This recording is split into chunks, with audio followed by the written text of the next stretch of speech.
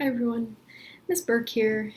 Just wanted to talk a bit more with you about some ways to go about your process in creating an abstract work of art based off of your experiences and feelings during this pandemic craziness. So I make a lot of abstract work in my own personal art practice. I've always been drawn to it. It's become a really fun way for me to express myself and interpret the world around me. I like that abstraction makes me feel curious and sometimes it confuses me. I really love to speculate how something was made, what materials were used, and especially what the artist was thinking about. Sometimes that's really obvious in an abstract piece, and sometimes it's really not. But I just wanted to show you a couple of pieces I've made with a bunch of different materials, unconventional and conventional materials, and my sort of thought process behind each.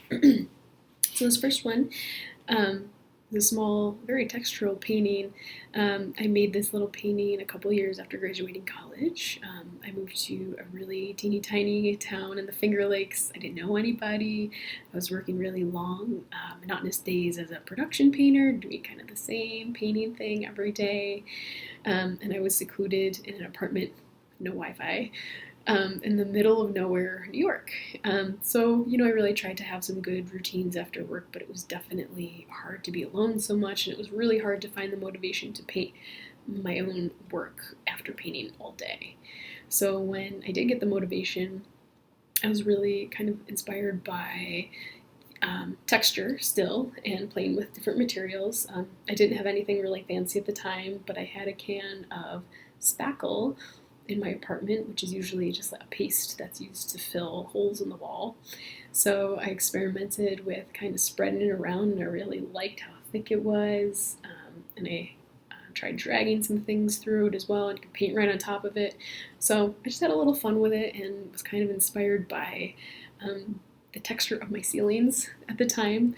So it's very reflective of the confines of the space and my living situation, and also the repetition of my life at the time. So that was just one I wanted to show you. The other is a little still life painting. Here I was going through a period of artist block and spent a really long time looking at my workspace and the empty canvas on it. And after some time, I just decided to take it as an opportunity to embrace my artist block, the blank canvas, furniture, and the window in my workspace, and just make a still life of my own interpretation of my artist block. So I had a lot of fun experimenting and testing out different materials on this piece. And there's latex house paint, there's some charcoal, silver leaf, there's some opalescent sort of weird pigment powder I had mixed with some paint, there's some molding paste, and there's a lot of varnish, the shiny stuff, all on top. So experimenting with different materials has really always helped me make new discoveries and really helped me to generate ideas and find ways to use them in new pieces. So by all means, if you're feeling like experimenting, do little tests and see what you discover. So I just wanted to show you those couple things and talk to you about them. And now we'll talk about writing.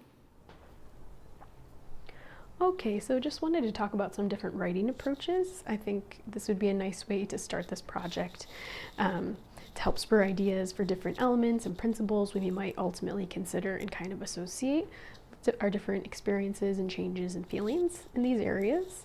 So the premise here with this project is to first think about the current situation, which is living in a pandemic. We want to really consider what we're thinking and feeling. What sorts of emotions and thoughts have you been experiencing?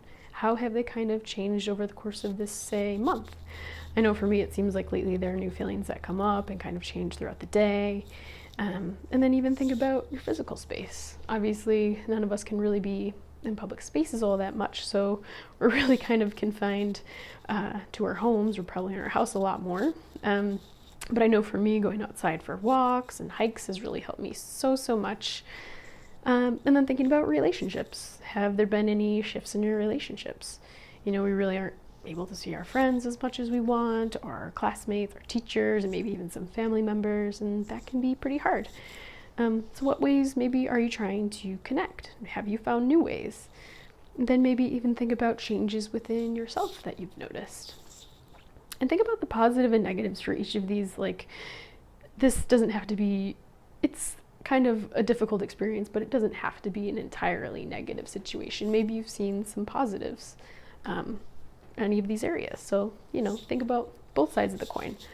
And so then I just want to talk a little bit about different approaches of these sorts of aspects. So mind maps are a wonderful approach to this for sure. You can also do some free writing, just very stream of consciousness, sort of journal style. Just let it out. It can be very therapeutic. Maybe you can write a timeline. Maybe if you're someone who keeps a daily journal or a weekly journal, you can kind of refer back to that and talk about your experience more on a timeline. You can also go ahead and create a list. I'm very much a list person.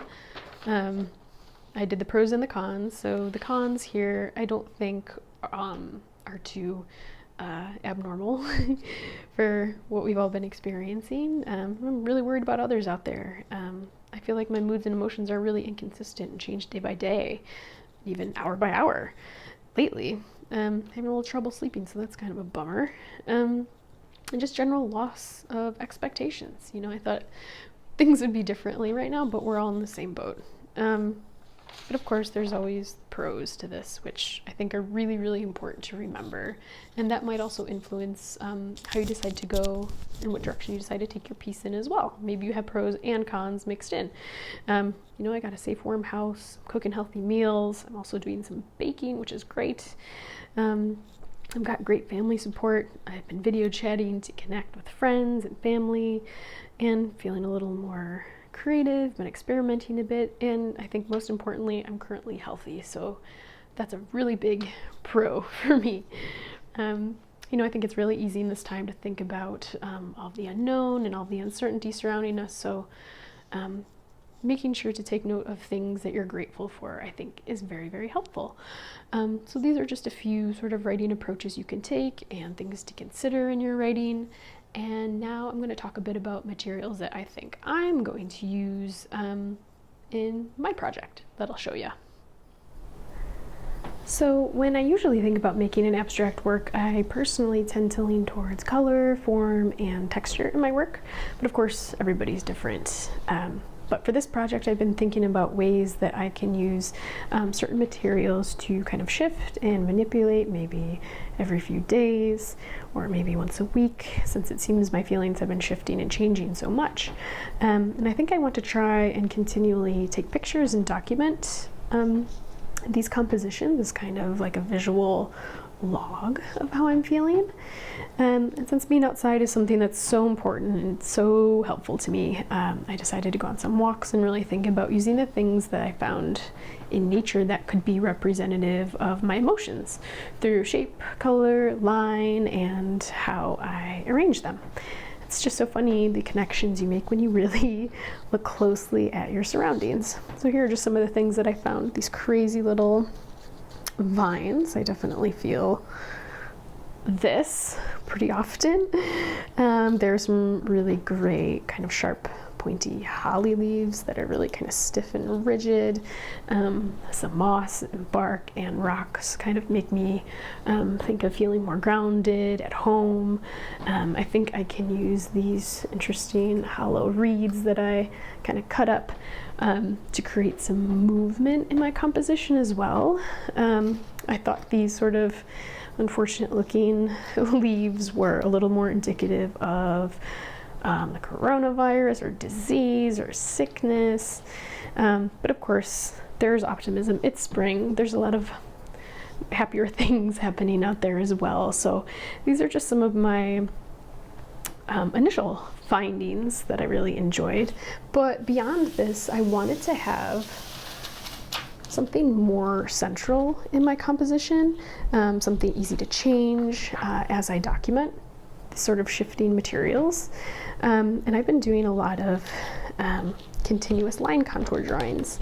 I just really love the sort of imperfect, really expressive quality that it has. So these sort of clear papers are actually just sheet protectors. You might have them in binders. And I just cut the edges off so that I had some clear plastic sheets. And then I use different colors Sharpie on top to create copies off of my kind of master drawing. And I just wanted to create a lot of them just to see what effect layering would have, and I really kind of enjoyed it.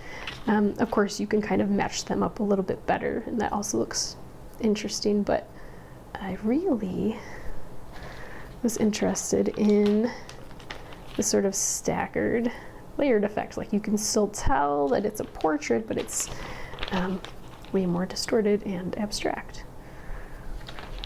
So I think I'm going to play around with something like this as the central feature of my composition that I'll document.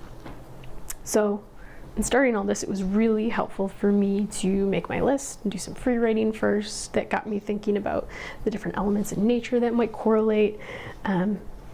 And it really helped me in selecting my materials and thinking how I can just express myself in this project.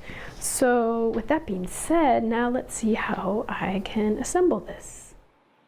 Staggering my portrait in different visible layers is a way for me to describe the range of different emotions I've been encountering. The rocks, moss, and the bark towards the bottom act as a grounding, stable base that reminds me of my home. Those funny little curly vines make me think of my anxious thoughts swirling around my head. Sharp green holly leaves represent my ways and routines that help me ward off the negative effects of the news and media about the coronavirus and the pandemic, which I chose to use the dead leaves for, that I add in at the very end. I wanted to add some budding branches and flowers also towards the base as a reminder that this will end and we will experience new, fresh beginnings when this is all over.